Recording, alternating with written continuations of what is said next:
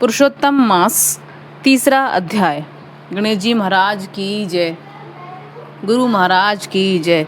ऋषिगण बोले, हे सूत जी, युधिष्ठिर के मित्र नारायण ने नारद जी से जो उत्तम वाक्य कहे वह हम विस्तार से सुनाइए। सूत जी बोले, हे ऋषियों, नारायण भगवान ने नारद जी से जो सुंदर वचन कहे थे वे जैसे सुने हैं वैसे कहता हूँ, एकाग्रचित होकर सुनो।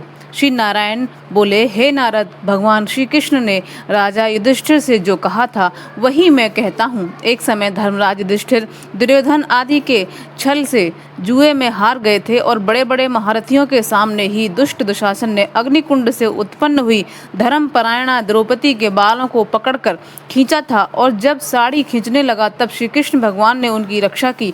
तत्पश्चात युधिष्ठिर आदि पांडव राज्य छोड़कर काम्यक वन को चले गए। वहाँ पांडव लोग वनवासियों की भांति वन के फल खाकर अत्यंत दुख पाते हुए रहने लगे। देवकी नंदन श्री कृष्ण भगवान उनको दुखी देख मुनियों सहित काम्यक वन को गए। तब युधिष्ठिर, भीम, अर्जुन श्री कृष्ण भगवान को देखकर मानो देह में प्राण आ गए हों झटपट उठे और प्रेम विह्वल हो बड़ी प्रीति से मिले। एवं नकुल सहदेव ने भी शीघ्र ही उनके चरण कमलों में प्रणाम किया। द्रौपदी ने भी कमजोरी वश धीरे धीरे चलकर प्रणाम किया। श्री कृष्ण ने युधिष्ठिर आदि भाइयों को रूरु मृग के वस्त्र पहने, धूलि से सने हुए, रूखे शरीर और सिर के बाल बिखरे हुए दुखी रूप में देखा, और उसी अवस्था में द्रौपदी को भी देखा।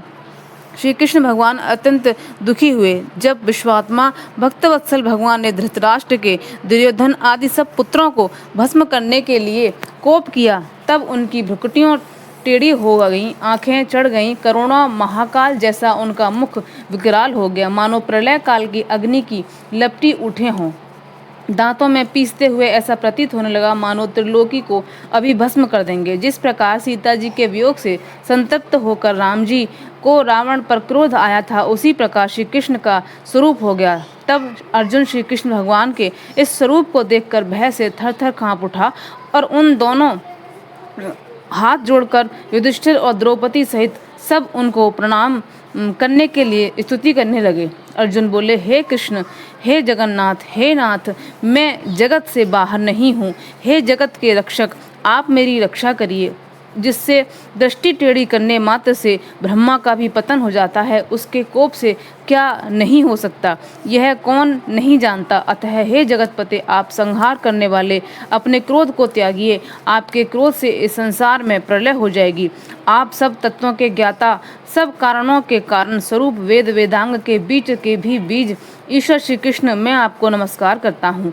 आप ही चराचर जगत के उत्पन्न करता, सब मंगलों के कारण बीज स्वरूप हैं, सनातन हैं। आप अपने रचे हुए विश्व का एक व्यक्ति के अपराध के कारण क्या नाश करोगे?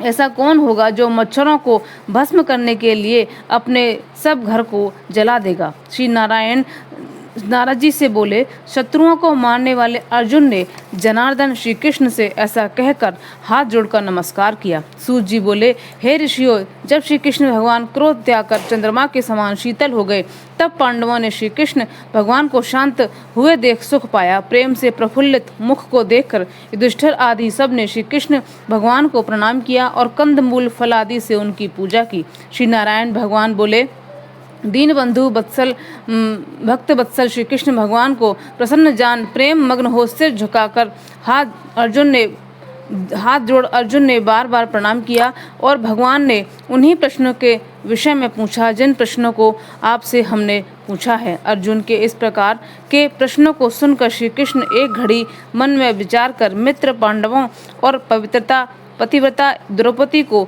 ढाढ़स बंधा कर हितकारक वचन बोले, हे महाराज, हे शत्रुओं के लिए अजय, अब मेरा उत्तर सुनो। तुमने ऐसा अपूर्व प्रश्न किया है जिसका उत्तर मैं समर्थ नहीं हूँ। यद्यपि इस प्रश्न का उत्तर गुण से भी गुण हो और ऋषियों को भी अगम्य है, तो भी हे अर्जुन, मैं तुम्हारी मित्रता और भक्ति के कारणवश अवश्य बतलाऊंगा। हे पांडवों, इसका उत्तर बड़ा पेचीदा है, अतः क्रम से सुनो। चैत्र आदि से जो 12 महीने हैं, शुक्ल और कृष्ण पक्ष, लव 60 रेणु, घड़ी 60 पल या 24 मिनट, याम 3 घंटे का समय, त्रियामा 3 पहर की रात्रि, 6 ऋतुएं, शिशिर बसंत, ग्रीष्म, वर्षा, शरद और हेमंत। मुहूर्त 12 क्षण या 48 मिनट। दोनों आयन उत्तरायण और दक्षिणायन। हायन वर्ष, संवत, सौर, चांद्र, सावन और बृहस्पत्य। युग सतयुग, त्रेता, द्वापर और कलयुग। तथा परार्थ से लेकर जितने कालवाचक हैं, एक की संख्या से लेकर शंख महाशंख तक। नदियाँ समस्त विश्व की। सप्त सागर, क्षीर सागर, लवण सागर, दधि सागर, घृत सागर, सुरा सागर, इक्षु सागर, स्वादु सागर, हृदय अगाध जल वाले कुंड, कालियादह आदि प्रसिद्ध कूप, सब विश्व के कुएं, बापी, बावलियाँ, पल्लव, निर्झर झरने, लताएं, औषधियाँ, अनेक प्रकार के वृक्ष, बांस, विविध जाति के पेड़, पीपल, बरगद, नीम, गूलर, पारिजात आदि वनस्पति, बिना फूल लगे उगने वाले पेड़, नागर, गांव, गिरी समूह, गोवर्धन, द्रोण आदि, पुरियाँ, पुण्य पतन, ऋषि पतन आदि, ये सभी मूर्तिमान हैं जो अपने विशिष्ट गुणों से पूजे जाते हैं। उनमें ऐसा कोई नहीं है जो अपने अपने अधिष्ठाता देवों से वर्जित हो। वे सब अपने अपने समय में पूजे जाने पर फलदाता होते हैं। अपने अपने स्वामी के संयोग से मध्य से वे सभी सौभाग्यशाली हैं। हे अर्जुन, कदाचित उस समय अधिमास आया, उसको सब लोग असहाय, निंदित, अपूज्य, मलमास, रवि संक्रांति से वर्जित ऐसा कहने लगे। मल रूप से होने से, अछूत और शुभ कर्मों के लिए निंदित होने के कारण कांतिहीन, निरुद्योगी, अत्यंत दुखी, थकित शरीर, चिंता से घिरा हुआ, मलिन मन, मुर्दा की तरह हृदय में धैर्य धारण कर मलमास मेरी शरण में वैकुंठ में जहाँ मैं रहता हूँ वहीं पहुँचा। अंतर्ग्रह में गया हुआ वह मुझको विनीत भाव में दिखाई दिया। तब अमूल्य रत्नों से जड़ित सुवर्ण के सिंहासन पर बैठा हुआ मुझे देख वह दंडवत करके नियमित हो हाथ जोड़े नेत्रों से आंसुओं को छोड़ता हुआ धैर्य धारण कर गदगद वाणी से प्रार्थना करने लगा। सूत जी बोले, इस प्रकार वह नारायण कहकर शांत हो गया। तब नारद जी यह सुनकर फिर नारायण से कहने लगे कि अधिक मास जगत के पापों को हरने वाले, योगियों को भी दुर्लभ भक्ति से प्राप्त होने वाले पूर्ण रूप विष्णु के पवित्र लोक में जाकर संसार को अभय देने वाले ब्रह्म स्वरूप मुकुंद के पद कमल की शरण पाकर क्या बोला सो सुनाइए। तीसरा अध्याय समाप्त। हरे कृष्ण, राधे राधे।